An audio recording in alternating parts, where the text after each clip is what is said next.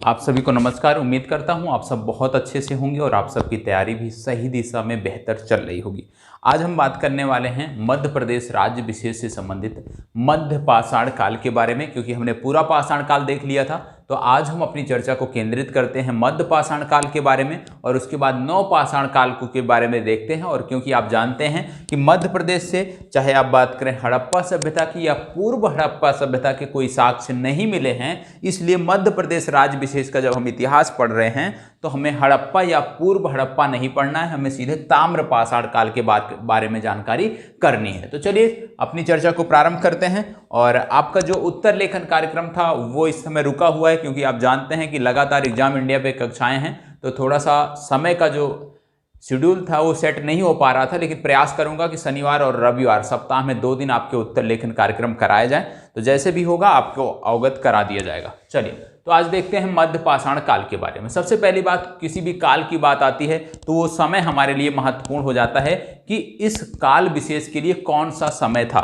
तो मध्य पाषाण काल की यदि हम बात करें तो ये जो समय था ये था 10,000 ईसा पूर्व से लेकर 5500 ईसा पूर्व का जो समय काल था उसको हम मध्य पाषाण काल के नाम से जानते हैं। अब मध्य पाषाण काल की बात आ रही है तो कुछ चीजें आपको पता होना चाहिए। जैसे सबसे पहली बात, मध्य पाषाण काल के बारे में यदि हम बात करें विशेषकर मध्य प्रदेश राज्य विशेष से संबंधित, तो आपको पता होना चाहिए कि इस समय काल में पत्थरों के जो उपकरण होते थे, मध्य पाषाण काल में जो पत्थरों के उपकरण होते थे वो अत्यंत छोटे होते थे। साथ ही साथ इनको माइक्रोलिथ नाम दिया गया था। क्यों दिया गया था? क्योंकि पूर्व में क्या होता था, पूरा पाषाण काल में पत्थर के जो आकार होते थे वो बहुत बड़े होते थे। और उस समय क्या होता था कि जो पत्थर प्रयोग किए जाते थे पूरा पाषाण काल में वो नर्म पत्थर प्रयोग किए जाते थे, क्वार्टजाइट के पत्थर प्रयोग किए जाते थे। लेकिन इस समय काल में क्या हो गया कि यहाँ पे जैस्पर और चर्ट जैसे कठोर पत्थरों का प्रयोग किया जाने लगा। जो हथियारों का या जो उपकरण थे, पत्थर के जो उपकरण बनते थे उनका जो आकार था उसको सीमित किया जाने लगा मध्य पाषाण काल में। और आपको यह भी देखने को मिलेगा कि मध्य पाषाण काल का जो ये समय था ये बहुत ही महत्वपूर्ण समय मध्य प्रदेश के लिए भी था, क्योंकि इस समय के लिए यदि हम देखें मध्य पाषाण काल से संबंधित सबसे ज्यादा साक्ष्य मध्य प्रदेश से प्राप्त हुए हैं।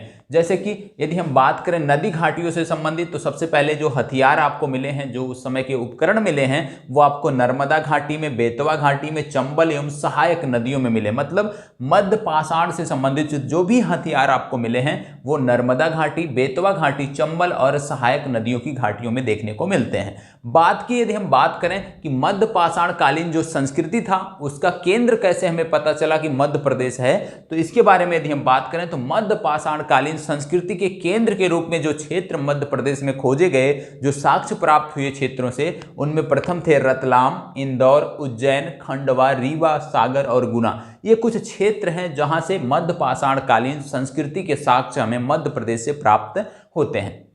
यदि आपको इतनी जानकारी है कि समय क्या था और किस प्रकार से परिवर्तन हुआ पूरा पाषाण काल से मध्य पाषाण काल में, किस प्रकार से आए और कौन कौन से स्थल हैं, तो निश्चित रूप से आप कोई भी प्रश्न आता है तो आप कर लेंगे। एक चीज यहाँ पर और आपको समझना होगा कि यहाँ आपको पूरी डिटेल में नहीं बताया जा रहा है। क्यों? क्योंकि जो आपके पाठ्यक्रम है मध्य प्रदेश राज्य विशेष का, तो यहाँ पे चर्चा सिर्फ और सिर्फ उन स्थलों की हो रही है, उन समीकरणों की हो रही है, उन परिप्रेक्ष्यों की हो रही है जो मध्य प्रदेश राज्य विशेष से जुड़ते हैं। यदि आप पूरा पाषाण काल पढ़ेंगे पूरे भारत के संबंध में तो थोड़ी विस्तृत चर्चा है। इसी तरह यदि मध्य पाषाण काल पढ़ते हैं संपूर्ण भारत के संबंध में तो विस्तृत चर्चा है, वो आपका अलग विषय हो गया एंशिएंट हिस्ट्री का। लेकिन हम यहाँ पे क्या पढ़ रहे हैं, मध्य प्रदेश राज्य विशेष पढ़ रहे हैं, तो इसलिए हमें सीमित चर्चा ही यहाँ पर करनी है। दूसरी बात आती है नव पाषाण काल की। नव पाषाण काल का जो समय है ये था 5500 ईसा पूर्व से लेकर 3000 ईसा पूर्व तक। और जो सबसे बड़ा परिवर्तन आपको देखने को मिलेगा नव पाषाण काल में, विशेषकर यह किस प्रकार से पूरा पाषाण काल और मध्य पाषाण काल से भिन्न है,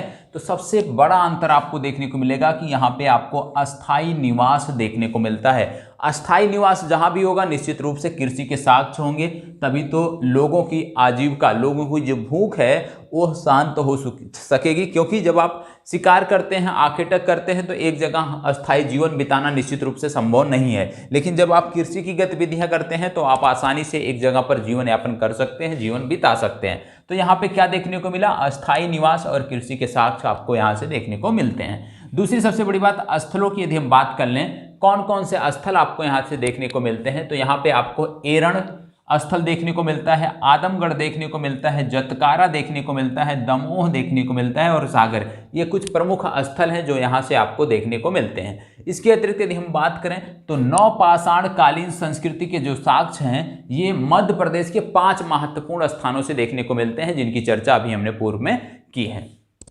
अब हमने आपको बता दिया कि मध्य पाषाण काल, नवपाषाण काल के बाद यदि हम सिंधु सभ्यता पे आते हैं तो मध्य प्रदेश राज्य विशेष के अध्ययन के क्रम में हमें सिंधु सभ्यता पर नहीं आना है, क्योंकि मध्य प्रदेश राज्य विशेष से हड़प्पा या पूर्व हड़प्पा के अवशेष नहीं मिले हैं, इसलिए हमें इसको इग्नोर करना है। हमें क्या पढ़ना है? ताम्र पाषाण काल के बारे में हम पढ़ेंगे, और ताम्र पाषाण काल जो है वो हड़प्पा के बाद का समय है, और आप जानते हैं कि इसका जो समय था वो लगभग 5000 ईसा पूर्व में था, और इस समय तांबे का प्रयोग होने लगा था, इसलिए इस समय काल को ताम्र पाषाण काल की संज्ञा दी जाती है। और इसके जो प्रमुख स्थल मध्य प्रदेश राज्य विशेष से संबंधित हैं वो आपके मालवा है, नौदा टोली है, कायथा है, एरण है और बेसनगर है। ये कुछ प्रमुख स्थल हैं जो मध्य प्रदेश राज्य विशेष से संबंधित है। ताम्र पाषाण काल के बाद आपको आना पड़ेगा लौहकालीन संस्कृति के बारे में, और लौहकालीन संस्कृति भी अपने आप में महत्वपूर्ण है क्योंकि इसका जुड़ाव मध्य प्रदेश से देखने को मिलता है। लगभग 1000 ईसा पूर्व के समय काल में आपको लौह युगीन संस्कृति भारत में देखने को मिलती है।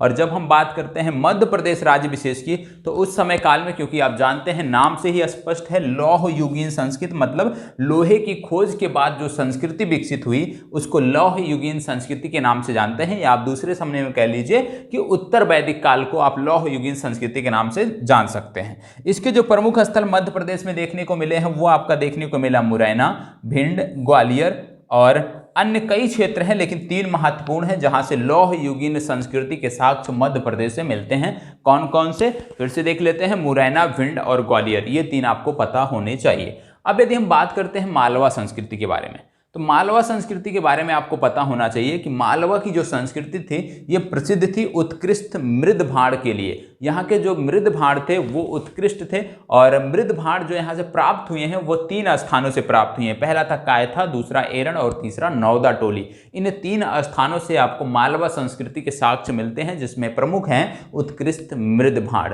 इसके बाद यदि हम देखें कायथा संस्कृति के बारे में, तो कायथा संस्कृति जो है ये भी मृद भाड़ों पर आधारित जो साक्ष्य मिले हैं उसी के आधार पर हम कहते हैं। और मृद भाड़ इस समय के जो प्राप्त हुए हैं उनका संबंध प्राक हड़प्पा और हड़प्पा के बाद की सभ्यताओं से रहा है, जो कायथा संस्कृति को दर्शाती है। और इसका जो उत्खनन स्थल किया गया मध्य प्रदेश में, ये कायथा और एरण 2 स्थानों पर किया गया, और इन्हीं के नाम के स्थान पे, क्योंकि उत्खनन सबसे पहले कायथा में हुआ था, उसी के नाम पे इसको कायथा संस्कृति की संज्ञा दी जाती है। अब इन सब में सबसे महत्वपूर्ण आपके लिए क्या हो जाता है कि किस तरह से आप इसको याद करना है, किस तरह से आपको इसको पढ़ना है। तो सबसे पहली बात आपको बता दें कि जब आप मध्य प्रदेश, क्योंकि यदि आप प्राचीन भारत पढ़ते हैं तो एंशियंट हिस्ट्री, प्राचीन भारत जो भी आप बोलते हैं हिंदी या अंग्रेजी में, इसका तो आपने अध्ययन किया होगा और वहाँ पे आपने डिटेल में देखा होगा। लेकिन मध्य प्रदेश राज्य विशेष से ये कैसा जुड़ता है, किस तरह से इसका जुड़ाव है, ये चीज़ें आपको वहाँ पर देखने को उतने अच्छे से, उतने विस्तृत में नहीं मिलती हैं,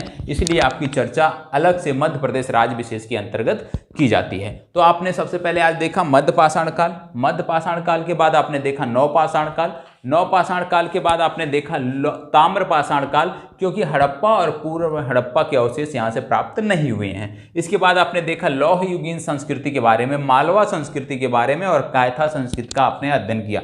अब बात आती है, जैसे आप देखते होंगे कि कुछ स्थल, इन सभी में कुछ स्थल कॉमन होंगे, जैसे मध्य पाषाण काल में हो सकता है कुछ स्थल मिलता हो पुरा पाषाण काल से। तो जब आप परीक्षा में लिखने बैठते हैं, मान लीजिए आपको लिखने को आ गया कि भाई आप पूरा पाषाण काल पे टिप्पणी लिखिए, तो आप जब पूरा पाषाण काल का स्थान बताएंगे, उसके उत्खनन का क्षेत्र बताएंगे मध्य प्रदेश राज्य से जुड़ा हुआ, तो आपको ऐसा क्षेत्र बताना है कि जो सिर्फ और सिर्फ मध्य पाषाण काल में, सिर्फ और सिर्फ मध्य पाषाण काल से जुड़ाव रखता हो। तो आपको प्रत्येक, चाहे आप पूरा पाषाण काल की बात करें, मध्य पाषाण काल की बात करें, नवपाषाण काल की बात करें, कुछ ऐसे क्षेत्रों को याद रखना है जो किसी और से ना जुड़े। मतलब एक मध्य पाषाण काल का क्षेत्र जो नवपाषाण काल से ना जुड़ता हो, पूरा पाषाण काल से ना जुड़ता हो, सिर्फ और सिर्फ वहां पे मध्य पाषाण काल के अवशेष मिले हैं, ऐसे क्षेत्रों को आपको याद करना है। मतलब प्रत्येक सभ्यता से जुड़े हुए कुछ 1 से 2 ऐसे क्षेत्र आपको याद रखने हैं जिनका जुड़ाव सिर्फ और सिर्फ एक ही सभ्यता से हो, उसी सभ्यता सभ्यता से हो। तो आपको क्या करना है कि जब आप उत्तर लिखते हैं और टिप्पणी लिखते हैं तो वहां पे आप उन्हीं स्थलों का नाम पहले रखेंगे जो आपने याद किए हैं, क्योंकि जो कॉमन है उनको आप पहले रखेंगे तो शायद एग्जामिनर के ऊपर उतना प्रभाव ना पड़े। तो यदि आप जो सिर्फ और सिर्फ उसी से संबंधित है और कहीं से किसी का संबंध नहीं है, ऐसे स्थलों को आप अपने उत्तर में जगह देते हैं तो निश्चित रूप से चीजें बेहतर होती हैं, एग्जामिनर के ऊपर बेहतर प्रभाव पड़ता है। तो यहीं पे अपनी चर्चा को विराम देते हैं, कल फिर मिलेंगे वैदिक सभ्यता के साथ। तब तक के लिए इसी प्रकार हमारे साथ बने रहें और यदि अच्छा लगता है तो प्लीज लाइक शेयर और कमेंट अवश्य करें। धन्यवाद।